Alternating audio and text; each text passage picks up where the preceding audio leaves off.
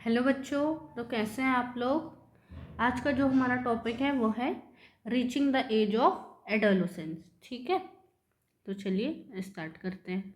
आज जो हमारा टॉपिक होने वाला है वो है एडोलेसेंस के बारे में। तो अब ये एडोलेसेंस होता क्या है, ठीक है। तो सबसे पहले अगर हम पिक्चर में देखते हैं तो यहाँ हमें क्या दिखाई दे रहा है, एक प्लांट की पूरी ग्रोथ लाइफ साइकिल कह सकते हैं दिखाई दे रही है। ठीक है, इस इमेज में हमें क्या दिखाई दे रहा है, प्लांट्स ग्रोथ दिखाई दे रही। ठीक है, वहीं अगर हम कंपैरिजन करें नीचे क्या दिखा रहा है, तो ह्यूमन ग्रोथ दिखा रही है।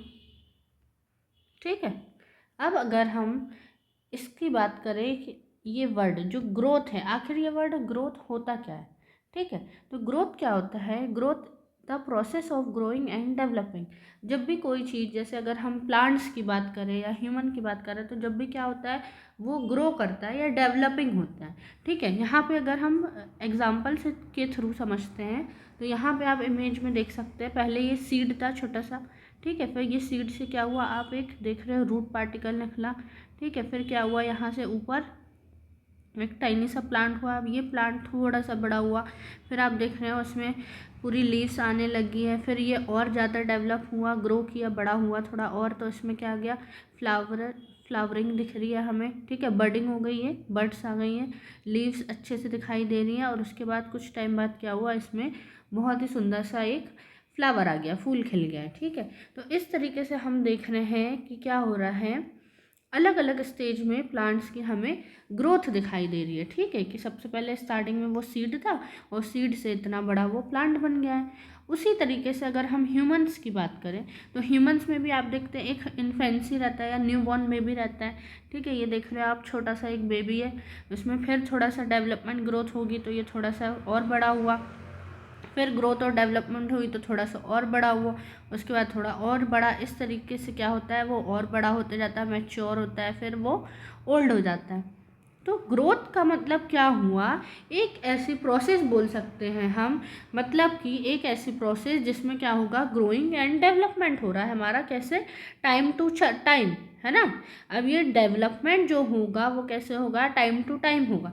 ऐसा नहीं होगा कि अचानक से एक दिन में हमने बीज बोया है और इतना बड़ा प्लांट बन गया, या न्यूबॉर्न में भी इतना छोटा सा आज बच्चा पैदा हुआ है और वो कल को इतना बड़ा हो गया। ठीक है, तो इस तरीके से नहीं होता है, ये जो ग्रोथ होती है वो टाइम टू टाइम जो है डेवलपमेंट देखने को मिलती है। ठीक है, अब जो ग्रोथ होती है तो उसमें क्या होता है, चेंजेस होते हैं बहुत सारे।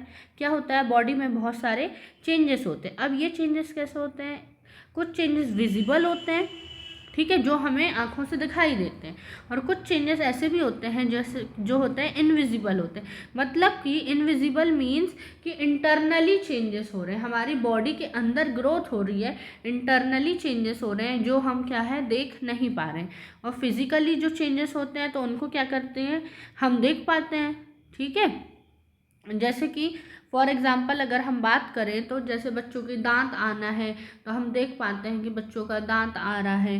ठीक है, या फिर उसकी हाइट बढ़ रही है, वेट बढ़ रहा है, तो ये कुछ चेंजेस होते हैं, है ना। या थोड़ा और बड़ी स्टेज में जाएंगे, अगर हम 11th-12th क्लास के बच्चों की, बॉयज़ की बात करें तो दाढ़ी मूंछ आने लगती है। तो इस तरीके से क्या होता है, कुछ चेंजेस जो होते हैं वो फिजिकली हमें विजिबल होते हैं, दिखाई देते हैं, और कुछ ऐसे चेंजेस भी होते हैं वो बॉडी के अंदर होते हैं तो हमें दिखाई नहीं देते हैं, बट हम समझ जाते हैं कि बॉडी के अंदर क्या हो रहा है, चेंजेस हो रहे हैं, ग्रोथ हो रही है। ठीक है, तो जो हम बोलते हैं फिर क्या हो रहा है, बच्चा मैच्योर हो गया है, या फिर क्या आ गया है, उसमें मैच्योरिटी आ गई है। तो ये जो वर्ड आता है मैच्योरिटी, आखिर में ये बच्चों में जो वर्ड है मैच्योरिटी वो होता क्या है। ठीक है, तो at the stage of adolescence, at the stage of adolescence बोल सकते हैं। ठीक है, अब ये जो एडोलोसेंस की स्टेज है, एडोलोसेंस हमने जैसे कि प्रीवियस चैप्टर में देखा था, क्या, रिप्रोडक्शन के बारे में देखा था, रिप्रोडक्टिव सिस्टम देखा था। तो एडोलोसेंस क्या होता है, एक ऐसी प्रोसेस, एक ऐसी स्टेज जहाँ पर क्या हो जाए कि अब जो बॉय या गर्ल है उसमें रिप्रोडक्टिव मैच्योरिटी आ जाए, ठीक है, कि अब जो है एनिमल क्या करने लग जाएगा, रिप्रोडक्शन करने लग जाएगा। उस स्टेज को या उस एज को हम क्या बोल देते हैं, उसे हम बोल देते हैं एडोलोसेंस, जिसको हिंदी में बोलते हैं क्या, किशोरावस्था, ठीक है। तो जैसे कि अगर हम ह्यूमन में बात करते हैं तो इन्फेंसी रहता है, मतलब कि शिशु रहता है वो छोटा सा बेबी, फिर चाइल्डहुड आता है, थोड़ा और बड़ा होता है, बच्चा बनता है, फिर उसके बाद एडोलोसेंस स्टेज आती है। एडोलोसेंस मतलब कि किशोरावस्था, जब बच्चा 10-11 साल से 11 या 12 साल से लेकर 17-18 साल तक की जो एज होती है, टीनेजर्स भी बोलते हैं, वो क्या हो जाता है, एडोलोसेंस हो जाता है। उसके बाद और बच्चा क्या हो जाता है, और बड़ा होता है तो बोलते हैं हम अडल्ट हो गए हैं हम, ठीक है। उसके बाद वो बूढ़ा हो जाता है, ओल्ड एज आ जाती है।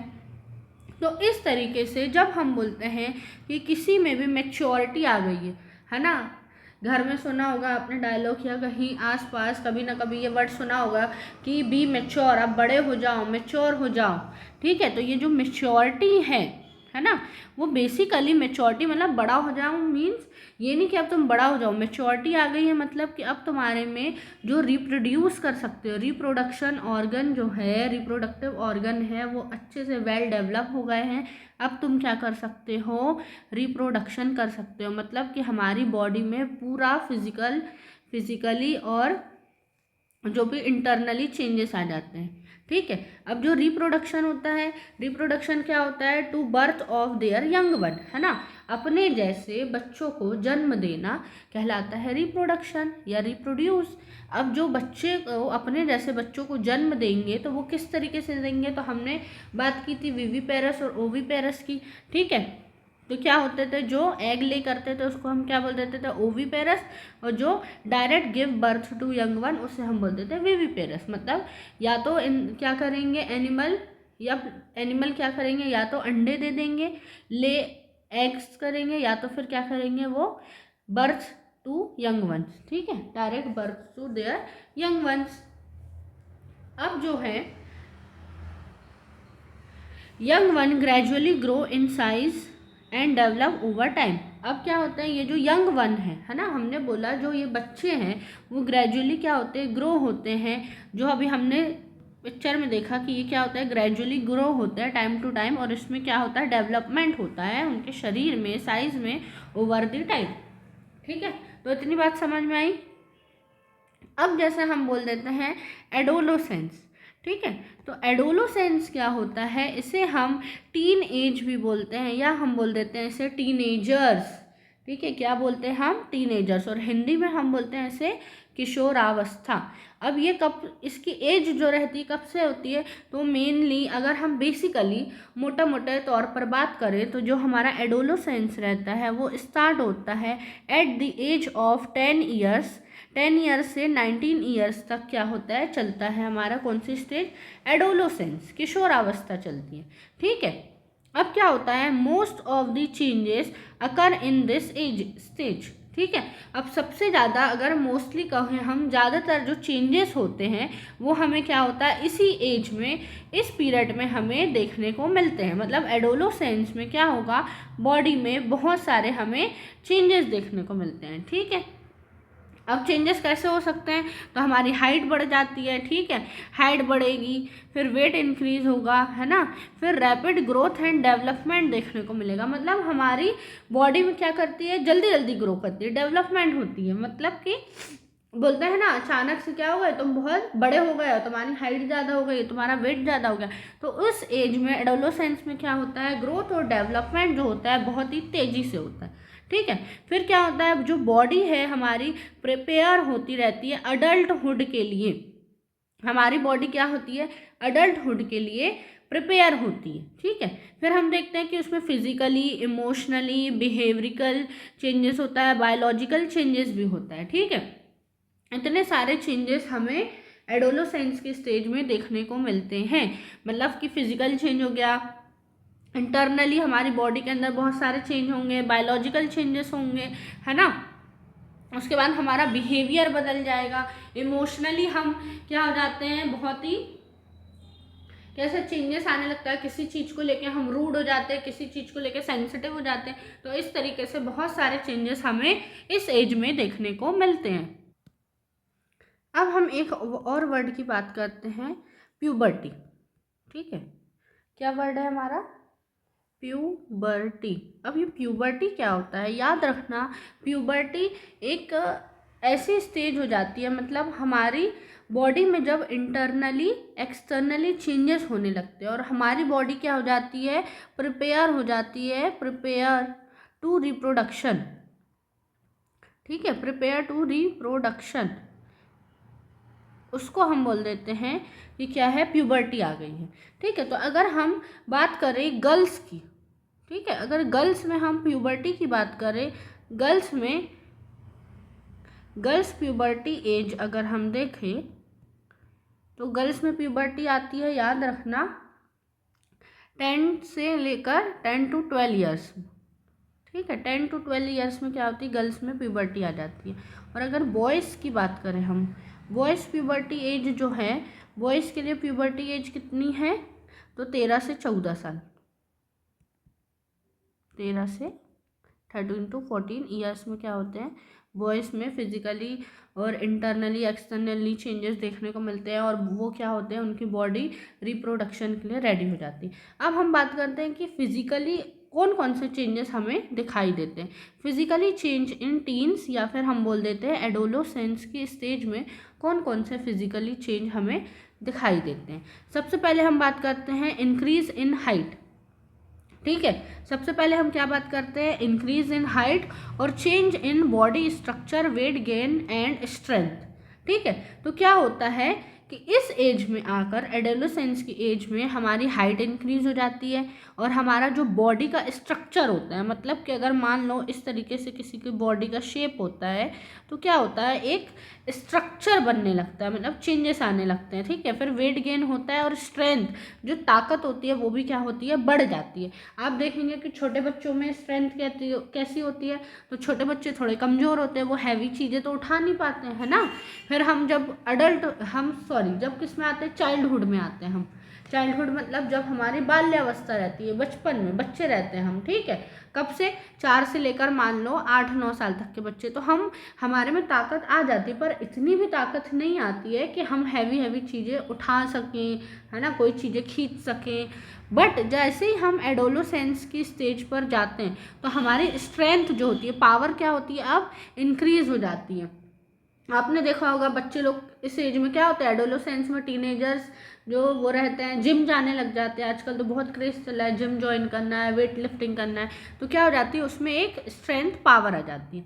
ठीक है, तो अगर हम बॉयज़ की बात करें तो बॉयज़ कैसे होते हैं, टॉलर होते हैं और वेट गेन कर लेते हैं। उनके शोल्डर कैसे हो जाते हैं, तो ब्रॉडर हो जाते हैं। जो शोल्डर होते हैं उनके कंधों का साइज़ कैसा हो जाता है, चौड़ा हो जाता है, और चेस्ट जो होता है वो कैसा हो जाता है, वाइडर हो जाता है। ठीक है, तो बॉयज़ में हमें क्या देखने को मिलता है कि इनकी ये हाइट में कैसे हो जाते हैं, टॉलर हो जाते हैं, वेट गेन कर लेते हैं, शोल्डर भी इनका ब्रॉड हो जाता है और चेस्ट जो है कैसा हो जाता है, वाइडर हो जाता है, चेस्ट भी चौड़ा हो जाता है।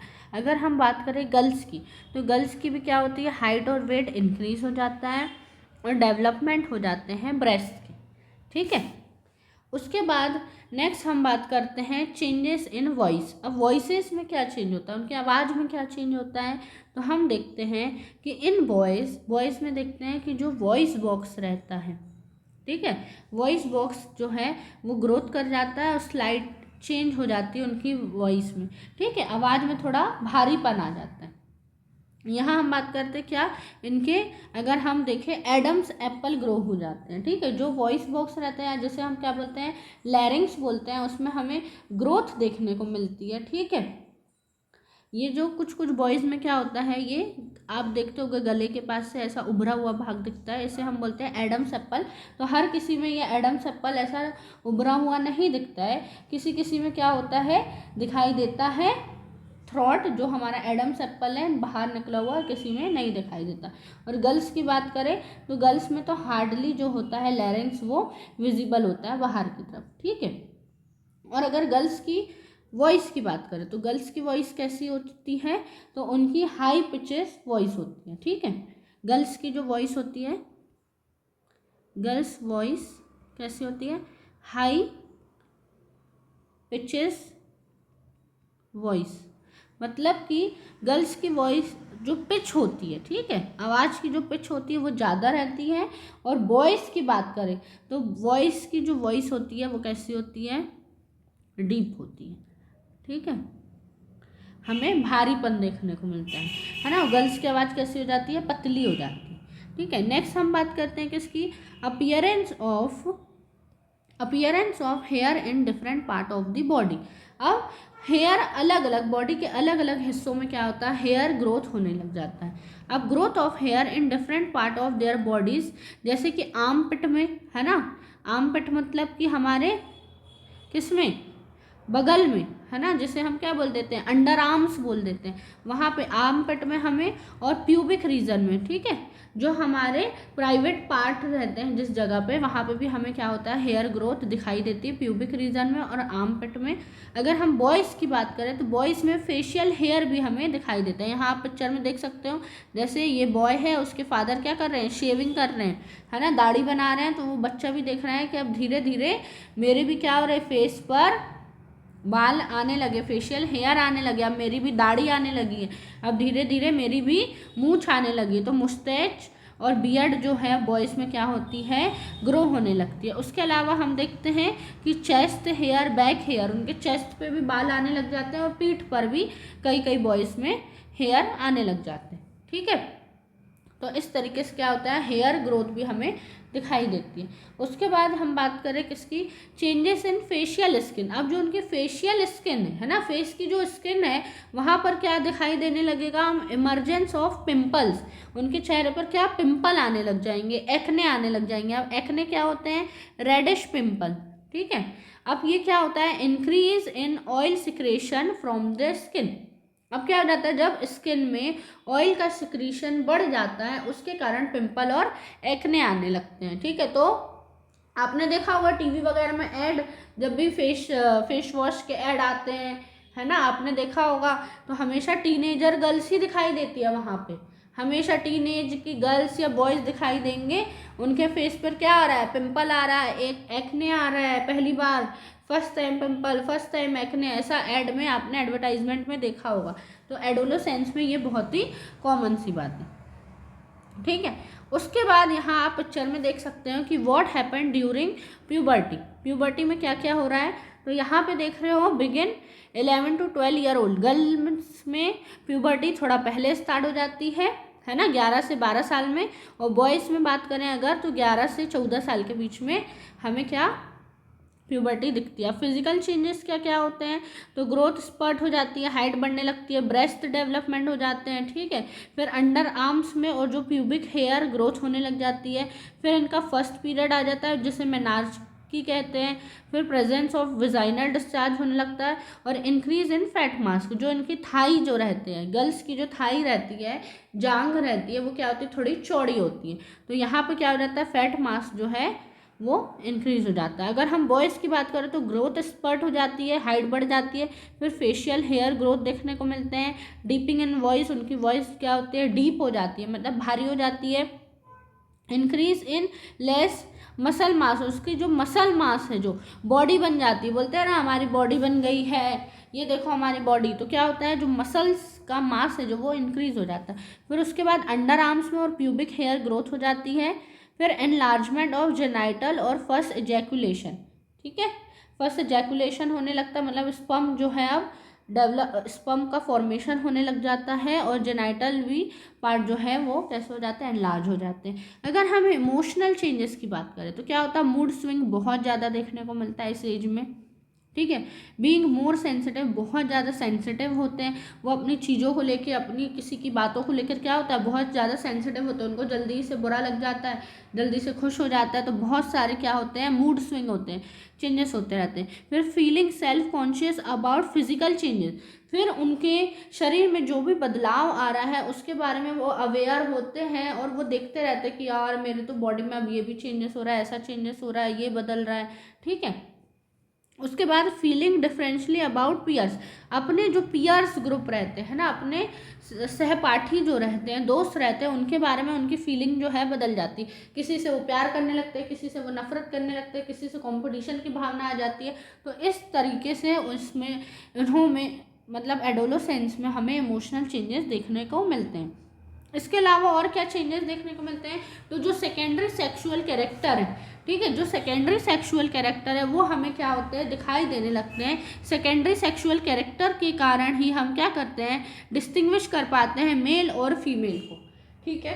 तो सेकेंडरी सेक्सुअल कैरेक्टर क्या है, यही है सेक्सुअल कैरेक्टर जिसके कारण हम किसी मेल और फीमेल को अलग अलग पहचान पाते हैं। जैसे कि अगर कोई बॉय है, उसके फेस पर क्या है, दाढ़ी है, मूंछ है ना, उनकी हाइट ज़्यादा है, आवाज़ में भारीपन है, ठीक है, उनकी मसल स्ट्रॉन्ग है। तो इन सब ये सेकेंडरी सेक्सुअल कैरेक्टर है जिसके कारण हम क्या हो रहे हैं, उनको पहचान पा रहे हैं। और फीमेल्स में भी पीरियड आने लगते हैं, ब्रेस्ट का साइज़ बढ़ जाता है, उस तरीके से हम उनको देख के पहचानते हैं कि ये गर्ल्स है, ये बॉयज़ है। तो जो सेकेंडरी सेक्सुअल कैरेक्टर होते हैं वो याद रखना क्या होते हैं, एक नेचुरल साइन होते हैं, ठीक है।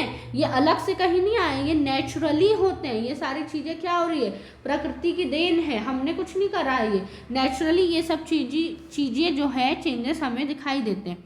तो नेचुरल साइंस है that the body is preparing for adulthood, जो हमें बताते हैं कि हमारी बॉडी क्या हो रही है, अडल्टहुड के लिए प्रिपेयर हो रही है, ठीक है। अब यहाँ पे देखो प्यूबर्टी की डेफिनेशन दी है। Puberty is the stage in which the body of adolescent undergoes external and internal changes to develop into an adult capable of reproduction। मतलब कि एक एडोलेसेंट की बॉडी में इंटरनली और एक्सटर्नली चेंजेस आएंगे जिससे कि क्या होंगे, वो अब केपेबल हो जाएंगे रिप्रोडक्शन करने के लिए। तो उसे हम क्या बोलते हैं कि प्यूबर्टी आ गई। प्यूबर्टी मतलब कुछ नहीं, रिप्रोडक्शन के लिए रेडी हो गए, अब तैयार हो गई बॉडी, ठीक है। प्यूबर्टी मतलब सेक्सुअल मैच्योर हो गए। ओके, तो यहाँ तक समझ में आया चीज़ें। अब और क्या क्या हमें चेंजेस दिख रहा है इंटरनली। अब क्या देखेंगे हम, changes that indicate reproductive capability, कि अब और क्या क्या चेंजेस होंगे जिससे हम बता देंगे कि बॉयज़ में या गर्ल्स में क्या हो गया है, रिप्रोडक्टिव कैपेबिलिटी आ गई है। ऐसा क्या होगा कि हम देख के बता देंगे कि उसमें क्या हो गई, रिप्रोडक्टिव कैपेबिलिटी आ गई। तो सबसे पहले अगर हम बात करें बॉयज़ की, तो बॉयज़ की बॉडी में हमें क्या देखने को मिलेगा, तो boys body start to produce sperm around puberty. जैसे ही प्यूबर्टी आएगी तो बॉयज़ की बॉडी में क्या होगा, स्पर्म का प्रोडक्शन जो है अब स्टार्ट हो जाएगा, ठीक है, स्पर्म बनने लग जाएंगे। वहीं अगर हम गर्ल्स की बात करें तो गर्ल्स के साथ क्या होगा, उनका मेंस्ट्रुएशनल साइकिल जो है, या जिसे हम आम भाषा में क्या बोलते हैं, पीरियड्स भी बोलते हैं, वो जो है आना अब स्टार्ट हो जाएगा। मेंस्ट्रुएशनल साइकिल जो है स्टार्ट हो जाएगी। ये कब से स्टार्ट होती है, तो 12 ईयर से स्टार्ट होती है, ठीक है। ये एक एवरेज एज है कि 12 साल की उम्र से गर्ल्स में क्या होता है, पीरियड्स आने लग जाते हैं, ठीक है। किसी किसी में 10 साल में भी आ जाएंगे, किसी को 13 साल में, 14 साल में। पर अगर हम एवरेज एज की बात करें तो 12 साल में क्या होता है, मोस्ट ऑफ द गर्ल्स के पीरियड आना स्टार्ट हो जाते हैं। अब जो ये पीरियड्स या मेंस्ट्रुएशनल साइकिल होती है वो होता क्या है, तो उसमें क्या होता है, जो ब्लड है वो डिस्चार्ज होता है। ब्लड है जो 3 से 7 दिन तक शरीर के बाहर निकलता है थ्रू वेजाइना, ठीक है। किसके द्वारा निकलता है, बाहर, वेजाइना के थ्रू ब्लड डिस्चार्ज जो है वो बाहर निकलता है। अब जो ये मेंस्ट्रुएशनल साइकिल होती है वो कैसी होती है, 28 से 30 दिनों की होती है मेंस्ट्रुएशनल साइकिल, और किसी किसी में ये 21 से 35 दिन की भी होती है। पर अगर हम नॉर्मली जो बात करें, है ना, कॉमनली बात करें सारे लोगों में, तो क्या होती है, 28 से 30 दिन तक की मेंस्ट्रुएशनल साइकिल हमें दिखाई देती है। मतलब कि जैसे कि किसी का पीरियड आया है 1 तारीख को, तो अब नेक्स्ट 28 दिन बाद या फिर 30 दिन बाद, ठीक है, 1 के अराउंड फिर से उसका पीरियड क्या होगा, मेंस्ट्रुएशनल साइकिल आना स्टार्ट हो जाएगी। तो ये साइकिल क्या होती है, हम कंटिन्यू चलती रहती है, ठीक है। उसके बाद हम देखते हैं मेंस्ट्रुएशन। तो ये मेंस्ट्रुएशन के लिए definition, the face of cycle when blood discharge occur from the body vagina. Vagina से क्या होता है, जब ब्लड जो है डिस्चार्ज होता है तो उसे हम बोल देते हैं मेंस्ट्रुएशन। अब जो मेंस्ट्रुएशन है, मेंस्ट्रुएशन पूरी तरीके से क्या है, नेचुरल प्रोसेस होती है, इसमें किसी का भी कोई हाथ नहीं होता है, ठीक है। ये प्रकृति की देन है। जो पीरियड आना, मेंस्ट्रुएशन साइकिल आना, वो भगवान के ही द्वारा दिया गया है। तो इसे जो कई जगह अभी भी हम देखते हैं, इंडिया में कई गाँव में, कई शहरों में इसे क्या माना जाता है कि बहुत ही बुरा माना जाता है, उसे छुआछूत जैसा माना जाता है कि गर्ल्स को जब उनकी मेंस्ट्रुएशन साइकिल आएगी या पीरियड्स आएंगे तो उनको एक अलग कमरे में बंद कर दिया जाता है, ठीक है। उसे कोई चीज़ें टच करने नहीं देते हैं, पूजा में शामिल होने नहीं दिया जाता, पूजा पाठ करने नहीं दी जाती है, मंदिरों में जाने नहीं दिया जाता है ना, उनको एक अलग से रखा जाता है। तो ये सारी चीज़ें जो है एक तरीके का मिथ है, ये सब क्या है, सिर्फ एक वहम है। मेंस्ट्रुएशन साइकिल एक नेचुरल प्रोसेस है जो हर किसी गर्ल्स को या हर किसी फीमेल्स की बात करें तो वो होता ही है ना, इट्स हैपन, इट्स नॉर्मली। जैसे ही मेंस्ट्रुएशन आया मतलब कि अब उसकी बॉडी क्या है, केपेबल हो गई है रिप्रोडक्शन के लिए। मतलब कि अब वो क्या करेगी, अपने जैसे नए बच्चे को या यंग वन को वो क्या कर सकती है, जन्म दे सकती है। तो मेंस्ट्रुएशन को बिल्कुल ही गलत मानना या फिर उसको एक छुआछूत की बीमारी जैसे देखना, ये बिल्कुल ही सरासर गलत है, ठीक है। अब उसके बाद एक वर्ड याद रखना, जब भी फर्स्ट टाइम पीरियड आता है, याद रखना है, जब भी किसी गर्ल्स का पहली बार पीरियड आएगा तो फर्स्ट पीरियड को हम बोलते हैं मेनार्की। ये वर्ड याद रखना, फर्स्ट पीरियड को हम क्या बोलते हैं, मेनार्की बोलते हैं, ठीक है। उसके बाद नेक्स्ट बात करते हैं हम मेनोपॉज की। अब मेनोपॉज क्या होता है, जब भी क्या होता है, गर्ल्स में पीरियड आना बंद हो जाता है, ठीक है। किसी भी वुमेन्स में जब भी पीरियड स्टॉप हो जाते हैं, मतलब कि जैसे कि एज होती है उसकी 45 से 55 ईयर्स में, जब कोई भी वुमन 45 से 55 साल तक की हो जाएंगी तो उनमें अब पीरियड्स आना क्या हो जाएगा, स्टॉप हो जाएगा, बंद हो जाएगा। End of the reproductive capability in women's life, मतलब कि अब उनकी बॉडी और रिप्रोडक्शन करने के लिए रिप्रोडक्टिव जो कैपेबिलिटी है उनकी अब ख़त्म हो चुकी है। तो उस स्टेज को हम क्या बोल देते हैं, मेनोपॉज हो गया है, मतलब कि अब उनका पीरियड आना बंद हो गया है, ठीक है। तो यहाँ तक समझ में आया। अच्छा, एक जो सबसे इम्पॉर्टेंट या क्रूशियल रोल प्ले करता है वो होता है हमारा हार्मोन। क्या होता है, हमारा जो हार्मोन होता है, हार्मोन क्या होता है, एक बायोलॉजिकल केमिकल होता है, बायोलॉजिकल केमिकल होते हैं हार्मोन, ठीक है। वही क्या करते हैं बॉडी में इतने सारे चेंजेस करने के लिए, या हम अभी तक जो ओवरऑल हमने देखा है कि जितने भी हमारी बॉडी में बायोलॉजिकल चेंजेस हुए हैं, एक्सटर्नल या इंटरनल, ये कहीं ना कहीं किससे अफेक्ट होते हैं, तो उनमें जो हार्मोन होता है वो हमारा बहुत ही क्रूशियल रोल जो है वो प्ले करता है, बहुत इम्पॉर्टेंट रोल जो है ये प्ले करता है, ठीक है। अब हम नेक्स्ट देखते हैं क्या, इमोशनल चेंज। तो अभी हमने थोड़ी देर पहले बात करे थे कि कितने सारे यहाँ पिक्चर में हमने देखे थे कि कितने सारे इमोशनल चेंजेस जो है हमें एडोलोसेंस में देखने को मिलते हैं, ठीक है। तो वही इमोशनल चेंज या फिर इसी को हम क्या बोल देते हैं, बिहेवियर चेंज, ठीक है। बिहेवियर में चेंजेस आने लगते हैं तो क्या होता है, मूड स्विंग होता है, बहुत ज़्यादा मूड स्विंग होता है, स्ट्रॉन्ग इमोशन आ जाता है किसी को लेकर। अगर हम मान लो गर्ल्स की बात करें तो गर्ल्स किसी बॉयज़ की तरफ अट्रैक्ट हो जाएगी, है ना, उसको लेकर उसकी फीलिंग बदल जाती है, या बॉयज़ है तो उनको अपनी जो पीयर्स ग्रुप में गर्ल्स हैं उनको लेकर फीलिंग जो है चेंजेस हो जाती। तो जो भी ये फीलिंग्स रहती है वो कैसी रहती है, बहुत ही स्ट्रॉन्ग फीलिंग, स्ट्रॉन्ग इमोशन रहते हैं, ठीक है। अब चाहे वो बात करें अपने दोस्तों के साथ या किसी फैमिली मेम्बर के साथ या किसी पेट के साथ, जिसकी भी बात करें, पर एडोलोसेंस में जो इमोशन होता है वो कैसा होता है, बहुत ही ज़्यादा स्ट्रॉन्ग होता है, स्ट्रॉन्गली इमोशन होता है। उसके बाद कंपटीशन की भावना आ जाती है, ठीक है। अब उनमें जीतना अच्छा लगता है, मतलब कि उन्हें हारना बिल्कुल पसंद नहीं है, उनमें कंपटीशन की भावना आ जाएगी कि वो चाहेंगे कि हम कैसे अच्छा कर सके और हम बेटर दिख सके। उसके बाद उनमें क्यूरियोसिटी, ठीक है, किसी भी चीज़ को जानने की इच्छा वो बहुत ज़्यादा बढ़ जाती है, ठीक है, कि ये चीज़ें ऐसी क्यों हो रही है, वो ऐसी क्यों हो रही है, सब उनका जो नज़रिया रहता है, पॉइंट ऑफ व्यू रहता है, ठीक है, वो क्या हो जाता है, चेंज हो जाता है। किसी भी चीज़ को लेके वो बहुत ज़्यादा क्या होता है, एक्साइटमेंट आ जाती है, ठीक है, कि आज ये करना है या कल हमारा मैच है तो ऐसा होगा या कुछ मूवी जाना है या कुछ भी, तो एक्साइटमेंट उनमें बहुत ज़्यादा होती है, क्यूरियोसिटी भी जो है वो बहुत ज़्यादा होती है, उनके जो व्यू पॉइंट होते हैं वो भी क्या हो जाते हैं, चेंज हो जाते हैं। मान लो उनके फैमिली वाले किसी चीज़ को दूसरे नज़रिए से देखेंगे और एडोलेसेंस में जो बच्चे रहेंगे, गर्ल्स या बॉय, वो उसी चीज़ को कुछ अलग नज़रिए से देखेंगे। मतलब कि सबके पॉइंट ऑफ व्यू जो है, अगर पीयर ग्रुप की बात करें या अपने फैमिली मेम्बर से, क्या होता है एडोलेसेंस की स्टेज में गर्ल्स और बॉय के जो पॉइंट ऑफ व्यू होते हैं वो क्या से होते हैं, चेंजेस हो जाते हैं। ठीक है, उनमें गुड हैबिट आ जाती है, थॉटफुल डिसीजन लेने लगते हैं, है ना, अच्छी आदतों को अपनाने लगते हैं और ऐसे डिसीजन लेते हैं जो बिल्कुल समझदारी वाले हों, अपने लिए बेनिफिशियल हो, समाज के लिए बेनिफिशियल हो, उस तरीके के वो क्या करते हैं, डिसीजन लेने लगते हैं।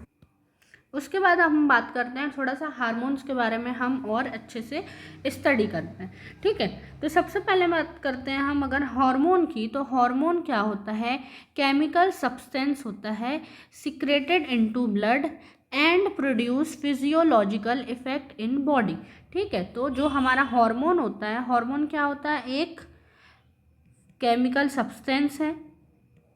ठीक है, केमिकल सब्सटेंस होता है और ये केमिकल सब्सटेंस क्या करते हैं, हमारे ब्लड में डिसॉल्व हो जाते हैं, ब्लड में घुल जाते हैं। ठीक है, सिक्रीट होते हैं ब्लड में,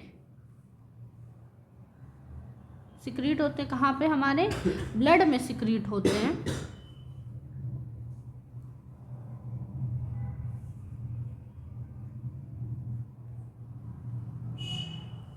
secrete in blood and produce physiological effect, और हमें बहुत सारे फिजियोलॉजिकल, इससे क्या होते हैं, फिजियोलॉजिकल हमें चेंजेस देखने को मिलते हैं।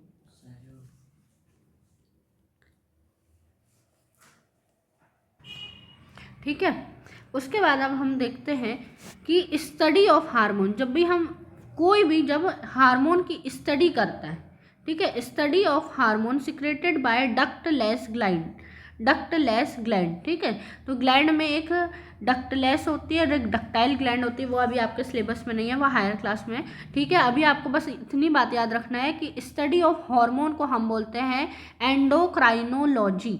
ठीक है, जो हार्मोन की स्टडी करता है उसको क्या बोलते हैं, एंडोक्राइनोलॉजी। और उसको जो करता है, मान लो जो टीचर स्टूडेंट जो भी, तो उसे एंडोक्राइनोलॉजिस्ट बोलते हैं। ठीक है, उसके बाद फंक्शन ऑफ हार्मोन देख लो, बॉडी में क्या काम करता है, तो रेगुलेट ऑल बॉडी फंक्शन। ठीक है, जितनी भी बॉडी में सारे फंक्शन को क्या करता है, वो रेगुलेट करता है, अच्छे से बैलेंस बना के रखता है। ठीक है, मेटाबॉलिज्म, फिर मेटाबॉलिज्म जो क्रियाएं होती है उसको बढ़ाता है, ग्रोथ एंड डेवलपमेंट कराता है बॉडी की, वाटर एंड इलेक्ट्रोलाइट का बैलेंस करता है। ठीक है, कि कितना पानी बाहर जाना है शरीर से, फिर कितना पानी इनटेक करना है, इलेक्ट्रोलाइट का ये पूरा बैलेंस कौन करता है, हार्मोन करता है। फिर रिप्रोडक्शन में भी हेल्प करता है और बिहेवियर, जो भी हमारा बिहेवियर रहता है वो भी किससे चेंजेस, ठीक है, हार्मोन के कारण क्या होता है, बहुत अफेक्ट पड़ता है। उसके बाद यहाँ हम देखते हैं एंडोक्राइन सिस्टम की। एंडोक्राइन सिस्टम में हम देखते हैं कौन कौन से जो है हमारे एंडोक्राइन सिस्टम कौन कौन बनाता है। तो सबसे पहले हाइपोथैलेमस, ये ब्रेन में मिलता है। फिर पिनियल ग्लैंड, ये भी हमें ब्रेन में मिलती है। और जो पिट्यूटरी ग्लैंड है वो भी हमें ब्रेन में मिलती है। तो ये तीन जो ग्लैंड है वो हमारे कहाँ पे मिलती है, ब्रेन में मिलती है। ठीक है, उसके बाद नेक्स्ट हम बात करते हैं थायराइड एंड पैराथायराइड ग्लैंड की। तो ये कहाँ होती है, हमारे गले में होती है। ठीक है, नेक के पास होती है हमारी थायराइड ग्लैंड और थायराइड के नीचे होती है पैराथायराइड ग्लैंड। उसके बाद थाइमस जो होता है हमारा किसमें, चेस्ट या ब्रेस्ट कैविटी में होता है हमारा थाइमस ग्लैंड।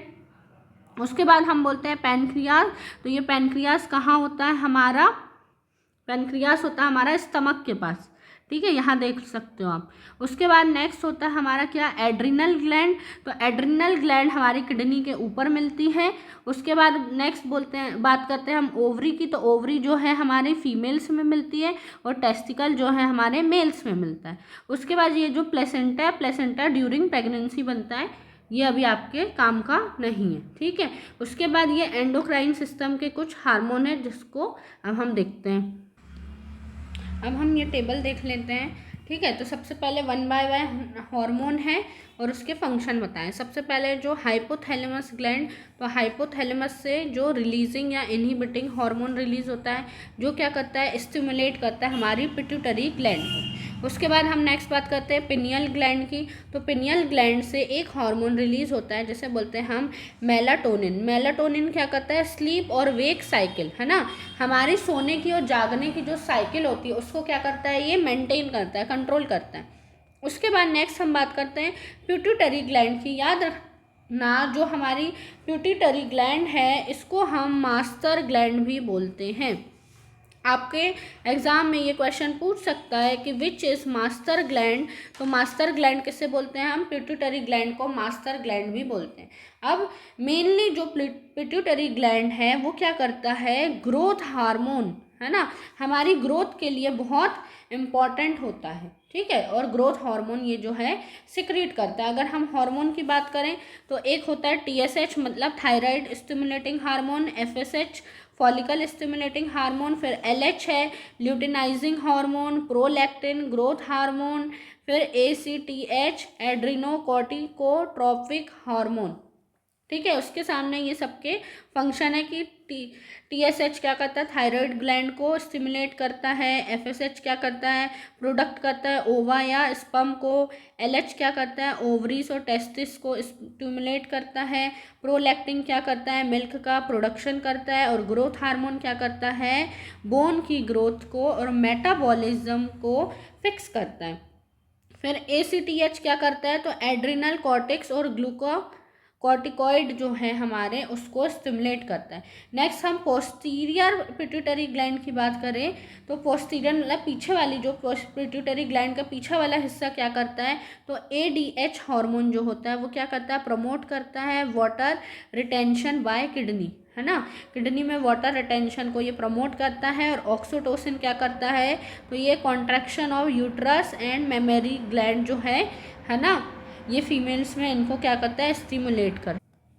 उसके बाद जो पैराथायरॉयड ग्लैंड है, तो parathyroid gland PTH parathyroid hormone secrete करती है। उसका क्या काम क्या है, जो हमारी कैल्शियम होता है बोन के लिए, है ना, उसको स्टिमुलेट और रिलीज करना है और बैक इनटू ब्लड, और ब्लड में फिर से वापस भेजना है।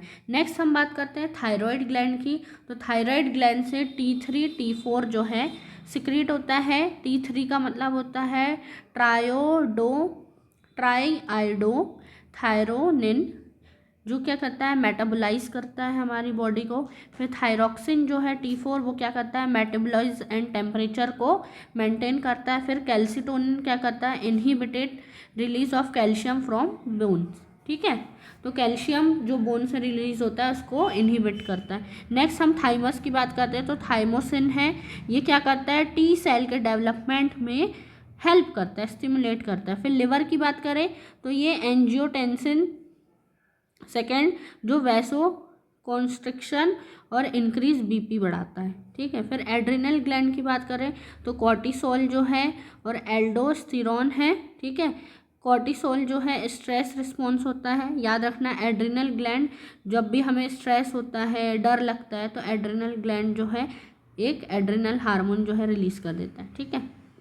उसके बाद हम एड्रिनल कॉर्टेक्स की बात करें तो एपिनेफ्रिन और नॉरिपाइनेफ्रिन, ठीक है। उसके बाद किडनी, तो किडनी से एरिथ्रोपोइटिन और रेनिन जो है वो हार्मोन रिलीज होता है। पैनक्रियाज से, ये इंपॉर्टेंट है, ग्लूकागोन जो क्या करता है, ब्लड शुगर को बढ़ा देता है, हमारी बॉडी में शुगर को इंक्रीज कर देता है। और इंसुलिन क्या करता है, शुगर को डिक्रीज कर देता है, ठीक है। इसलिए बोलते हैं किसी को शुगर हो गई है तो वो किसके कारण होता है, ये पैनक्रियाज जो ग्लूकागोन और इंसुलिन हार्मोन सिक्रीट करता है उसके कारण।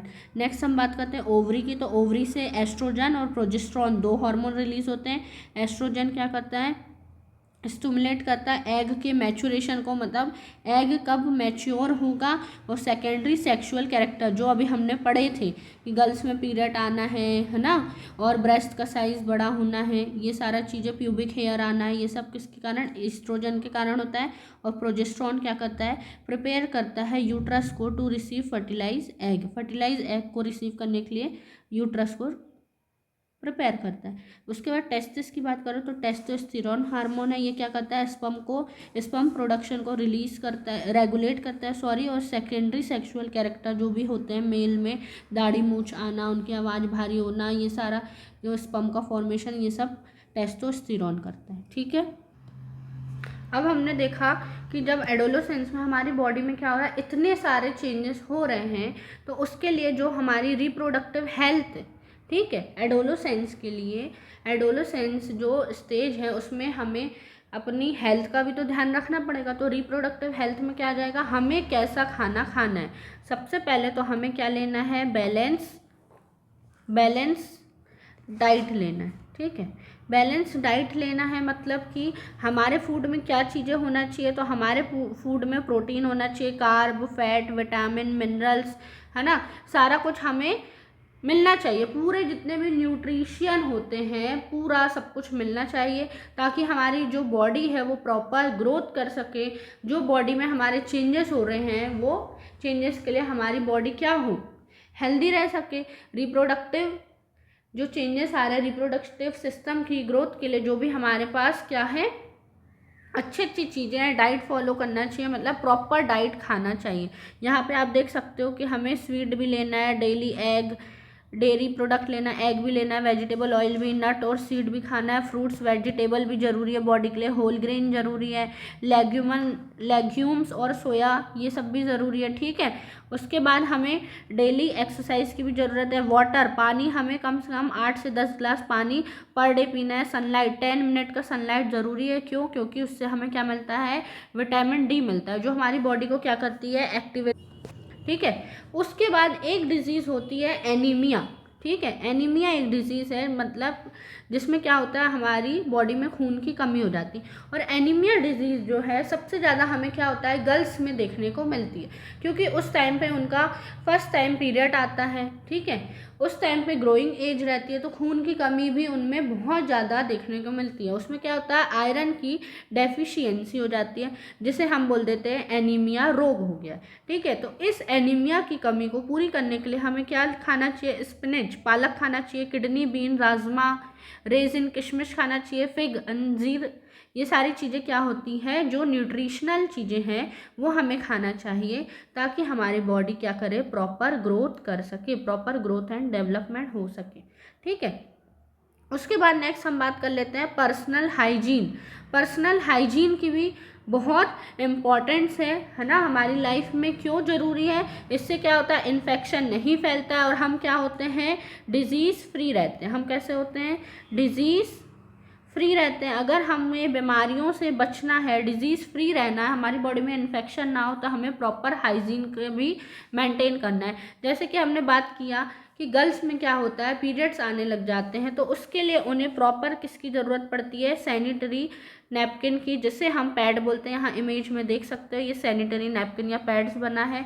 मेंस्ट्रुएशन साइकिल में हमें क्या करना है, प्रॉपर हाइजीन मेंटेन करना है, और जो हमारे सैनिटरी पैड हैं उनको प्रॉपरली क्या है, हमें हर 4 से 5 घंटे में चेंज करना है। अपने हाइजीन का इस्तेमाल करना है, हाइजीन मेंटेन करके रखना है, ठीक है। प्रॉपर हैंड वॉश करना है, समय समय पर चीज़ें चेंज करना है। और इस टाइम पर हम देखते हैं कि बहुत सारे गांव या शहर में अभी भी गर्ल्स को कपड़ा ले लो या कुछ दूसरे मटेरियल का यूज़ करने के लिए बोला जाता है, जो कि बहुत ही अनहाइजेनिक या हमारी हेल्थ के लिए क्या होता है, बहुत ही हार्मफुल होता है। उससे और दूसरे बहुत ही डिजीज़ हो जाते हैं, इन्फेक्शन हो जाते हैं, बैक्टीरियल फंगल इन्फेक्शन देखने को मिलता है। तो इसीलिए हमें पर्सनल हाइजीन भी पूरा मेंटेन करके रखना है, ठीक है। तो प्रॉपर सैनिटेशन, या हम कह सकते हैं कि जो भी हमें एक पर्सनल हाइजीन मेंटेन करना है, तो वो समझ में आया कि किस तरीके से हम क्या करेंगे, पर्सनल हाइजीन मेंटेन करेंगे। बॉयज़ को भी प्रॉपर हाइजीन की ज़रूरत है और उन्हें भी वो क्या करना चाहिए, मेंटेन करना चाहिए। उसके बाद नेक्स्ट आ जाते हैं हम किसमें, फिजिकल एक्टिविटीज़ में। फिजिकल एक्टिविटीज़ क्या होती है, तो ये नहीं है कि अब हम एडोलेसेंस की स्टेज में आ गए तो अब हमें खेलना नहीं है या बाकी चीज़ें नहीं करना है। हमें प्रॉपर क्या करना है, एक्सरसाइज करना है, फिजिकली एक्टिविटी करते रहना चाहिए, मतलब फिजिकली एक्टिव रहना है। तो हम फिजिकली एक्टिविटी में क्या क्या करेंगे, प्रॉपर एक्सरसाइज करना है, हमें योगा करना है, स्पोर्ट्स खेलते रहना है। ये सब क्यों ज़रूरी है, ये हमारे फिजिकल डेवलपमेंट के लिए ज़रूरी है, ठीक है। इससे क्या होता है, हमारा जो ब्रेन होता है वो एक्टिव होता है, और हमारा जब ब्रेन एक्टिव होगा तो हम क्या करेंगे, बाकी चीज़ों को बहुत ही अच्छे से कर पाएंगे प्रॉपर वे में, ठीक है। उसके बाद हमारी नेक्स्ट जो है, बैलेंस सोशल लाइफ होना चाहिए, ठीक है। फिजिकल एक्टिविटी करना है। उसके बाद हमारी जो फिजिकल, या हम बोल सकते हैं क्या होता है, एक सोशल ग्रोथ, इसको हम कौन सा वर्ड बोल सकते हैं, एक सोशल ग्रोथ बोल सकते हैं। कि इस एज में क्या होती है, हमारी सोशल ग्रोथ होती है। हम इतने सारे लोगों से मिलते हैं, है ना, नए नए लोगों से मिलते हैं, हमारे दोस्त बनते हैं, नए नए टीचर से, हम कोचिंग इंस्टीट्यूट, ट्यूशन वगैरह जाते हैं, हमारा जो पीयर्स ग्रुप रहता है वो क्या होता है, ब्रॉड होता जाता है। ठीक है, तो हमें क्या करना है, एक बैलेंस सोशल लाइफ लेके चलना है, हमेशा पॉजिटिव एनवायरनमेंट में हमें रहना है और अच्छी अच्छी चीज़ों को फॉलो करना है। जो भी इन्वायरमेंट से, हम समाज से क्या लेंगे, पॉजिटिव चीज़ों को लेंगे, और जो भी बुरी चीज़ें या बुरी आदतें हैं उन्हें हमें क्या करना है, उन्हें नहीं अपनाना है। जैसे कि एक आ जाता है साइबर बुलिंग। साइबर बुलिंग में क्या होता है, मिसयूज, मिसलीडिंग इन्फॉर्मेशन। किसी की भी जो पर्सनल इन्फॉर्मेशन रहती है उसको कभी भी याद रखना, मिसयूज़ नहीं करना है। जैसे कि मान लो अगर आपकी किसी फ्रेंड है, ठीक है, आपके स्कूल की कोई फ्रेंड है जो कि गर्ल है, ठीक है, कोई लड़की ने आपकी फ्रेंड रिक्वेस्ट, मान लो हम इतना ज़्यादा देख रहे हैं आजकल सोशल प्लेटफॉर्म है, इंस्टाग्राम, फेसबुक है, अगर किसी ने आपके साथ अपनी कोई पर्सनल बातें शेयर करी हैं या फिर कोई पर्सनल पिक्चर फोटोज़ को शेयर करी है, तो उसको आपको अपना पर्सनल लेवल तक ही रखना है। उस चीज़ों का हमें मिसयूज़ कभी भी नहीं करना है, उन इन्फॉर्मेशन को हमें दूसरों तक कभी भी नहीं फैलाना है, तब तक वो पर्सन, जब तक वो पर्सन स्वयं खुद ना बोले, चाहे वो कोई बॉय हो, गर्ल हो, कोई भी हो। हमें किसी के भी साथ साइबर बुलिंग नहीं करना है, जो कि अभी हमें रिसेंटली बहुत ज़्यादा देखने को मिल रही है कि किसी के भी हम फोटोज़ का या किसी के मैसेजेस का हम गलत यूज़ करके उसे ब्लैकमेल किया जा रहा है। ठीक है, तो ये सब किस में आ रहा है, साइबर बुलिंग, और ये भी क्या है, एक तरीके का क्राइम है। ऐसा बिहेवियर हमें बिल्कुल भी नहीं करना है। हमें कैसा रखना है, पॉजिटिव एनवायरनमेंट रखना है। उसके बाद जो अवॉइडिंग हार्मफुल सब्सटेंसेस, जैसे ही हम एडोलेसेंस में जाते हैं तो हमारे दोस्त जो हैं, दोस्त यार है, पीयर्स ग्रुप है, तो वो क्या बोलते हैं कि हम देखते हैं कि नई नई चीज़ें आती हैं तो उन्हें नई नई चीज़ें एक्टिविटी करने का बहुत शौक रहता है। ठीक है, क्यूरियोसिटी रहती है उन्हें, तो वो क्या बोलते हैं, जैसे कि तंबाकू हो गया, गुटखा हो गया, सिगरेट, एल्कोहल, ड्रग्स, इन सब की उन्हें आदत लग जाती है। तो ये जितने भी हार्मफुल सब्सटेंस है उसको हमें क्या बोलना है, से नो, इन सब का यूज़ हमें नहीं करना है। क्यों नहीं करना है, क्योंकि ये डेंजरस होते हैं, हार्मफुल होते हैं हमारी बॉडी में। क्योंकि अभी हम क्या है, एडोलेसेंस की स्टेज में 10 से 17 ईयर्स पे हैं। ये क्या है, एज हमारी ग्रोइंग एज है, और इसके अगर मान लो हमने ये सारे हार्मफुल सब्सटेंसेस का यूज़ करने लग गए तो इससे क्या होगी, जो हमारा प्रॉपर डेवलपमेंट है, ग्रोथ है, हमारी रिप्रोडक्टिव हेल्थ, हमारी फिजिकल हेल्थ, मेंटल हेल्थ, सारा कुछ क्या होता है, अफेक्ट पड़ता है। ठीक है, इन सब चीज़ों का हमारे जीवन में क्या होता है, एक बहुत ही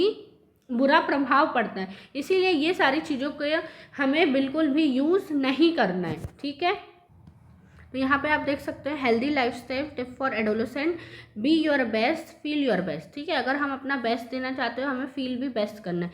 ठीक है, ईट बैलेंस्ड मील, हमें कैसा मील लेना है, बैलेंस मील लेना है। इंक्लूड फ्रूट हो गए, वेजिटेबल हो गए, ग्रेन, प्रोटीन, डेयरी, ये सारी चीज़। फिर हमें इनफ नींद भी लेना है और स्टे हाइड्रेटेड, प्रॉपर पानी भी पीना है और हमें प्रॉपर नींद भी लेना है। ठीक है, maintain personal hygiene, personal hygiene भी हमें क्या करना है, मेंटेन करना है। स्टे एक्टिव, हमेशा फिजिकल एक्टिविटी हमें करते रहना है। फिर से नो टू हार्मफुल सब्सटेंस, जितने भी ड्रग्स हो गए या सिगरेट हो गई, अल्कोहल हो गई, है ना, तो इन सबको क्या करना है, हमें बिल्कुल इन हार्मफुल सब्सटेंस का यूज़ नहीं करना है। बिल्ड हेल्दी रिलेशनशिप, अपने सोसाइटी में, अपने आसपास, अपने पीयर ग्रुप्स के साथ, स्कूल में हमें कैसे रखना है, हेल्दी रिलेशनशिप बना के रखना है। Remember small habit lead to big change, और ये छोटी छोटी आदत ही है हमारे अंदर बड़ा बदलाव करती है। तो यहाँ पर आज हमारा क्या है, चैप्टर एडोलेसेंस कंप्लीट होता है। Okay, thank you.